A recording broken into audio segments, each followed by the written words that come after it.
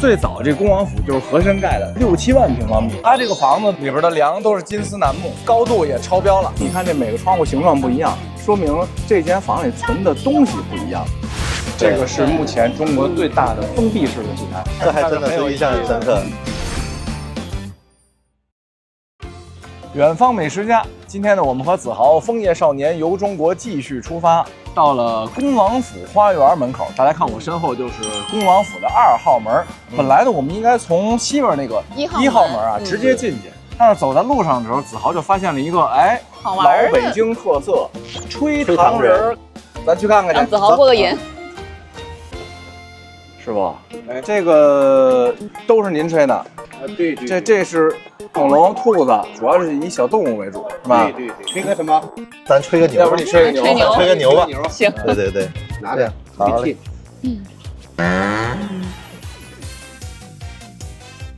还可以啊。等一下凉了就行了。谢谢。子豪已经完成了今天来的第一项工作，就是在恭王府门口吹了一个大牛，还可以吧？吹了个大牛。咱们现在就进恭王府花园，这里边还是有很多可看的小景致的。走，咱们一块儿上里边看。好，穿大街过小巷，咱们已经到了恭王府花园门口了啊。子豪对这个建筑多多少少有点了解吗？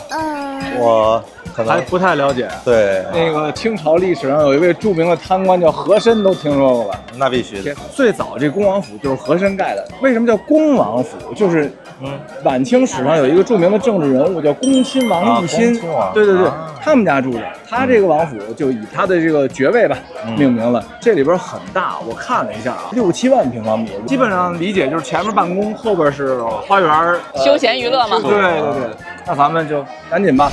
我们现在跟子豪呢来到了恭王府花园里的西进斋，这个应该是来恭王府参观啊，就必须得看这个，没来这个相当于没来恭王府。为什么呢？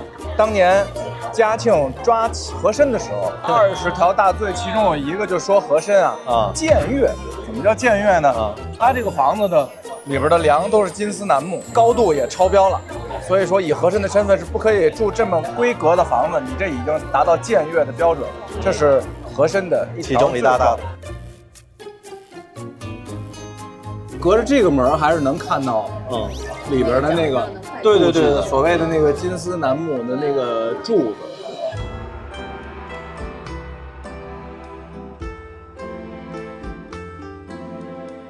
哎呀，从这个人山人海当中冲了出来，我们也是一人一脑袋汗。大家看我现在身后的这个2层的建筑叫后赵楼，基本上理解成它是个库房。大家看这个赵楼2层的那个花窗啊，每个都不一样，6边形是4方的、圆的啊。导演刚才还跟我说，段老师，这看起来这个和珅是个囤积癖。然后我说为什么？怎么说它是囤积癖？你看这每个窗户形状不一样，说明这间房里存的东西不一样。其实它就是一个标记。对。在后赵楼再往北，就是这整个花园的南门啊。这地儿呢有一个比较独特的叫西洋门。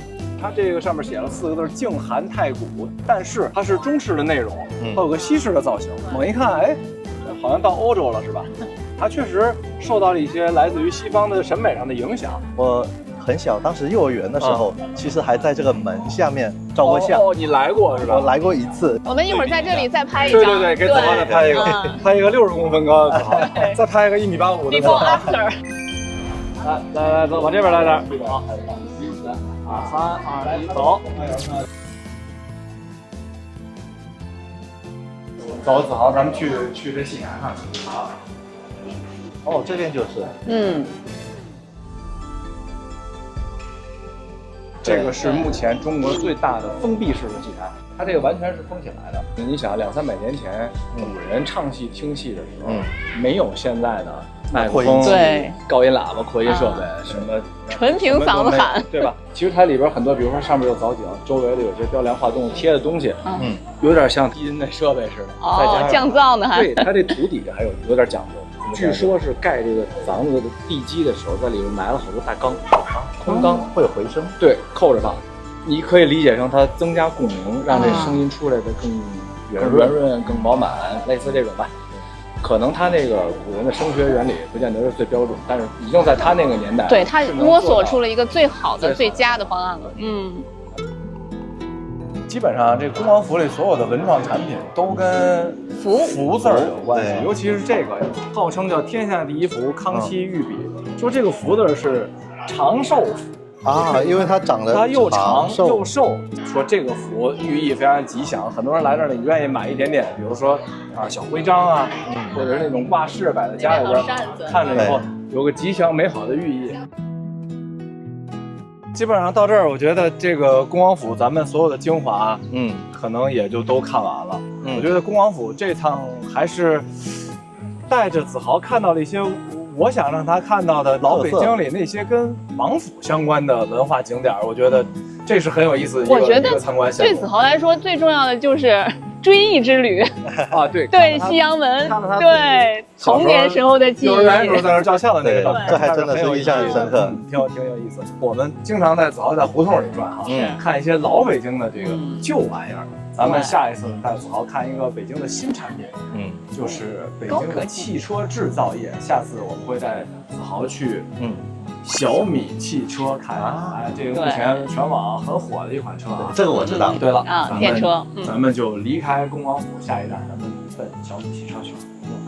拜拜，拜拜。